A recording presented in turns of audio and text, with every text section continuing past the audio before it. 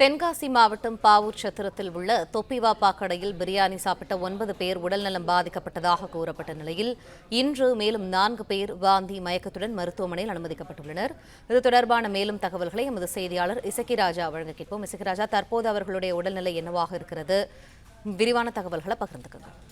தென்காசி மாவட்டம் பாவூர் சத்திரம் மேலப்பாவூர் சாலையில தொப்பிவாப்பா அப்படிங்கிற ஒரு பிரியாணி கடை செயல்பட்டு வருகிறது. இந்த பிரியாணி கடையில கடந்த சனிக்கிழமை கடையத்தை சார்ந்த ஒரு குழுவினர் ஒரு பக்கெட் பிரியாணி வாங்கி சாப்பிட்டுள்ளனர். அதில் 9 நபர்கள் மருத்துவமனையில் சிகிச்சை பெற்று வரும் நிலையில் இன்று அதே கடையில் ஏற்கனவே சனிக்கிழமை அன்று பிரியாணி வாங்கி சாப்பிட்ட குருசாமிபுரம் பகுதியைச் சார்ந்த முருகன் என்பவரது குடும்பத்தினர் 4 பேர் அரசு தனியார் மருத்துவமனையில் அனுமதிக்கப்பட்டுள்ளனர். மேலும் அவர்கள் அங்கு பிரியாணி வாங்கி சாப்பிடுவதன் காரணமாக உடல் ஓவாமை ஏற்பட்டதாக கூறப்படுகிறது. இதன் தொடர்ச்சியாக அந்த தனியார் மருத்துவமனையில் சிகிச்சை பெற்றுள்ளனர்.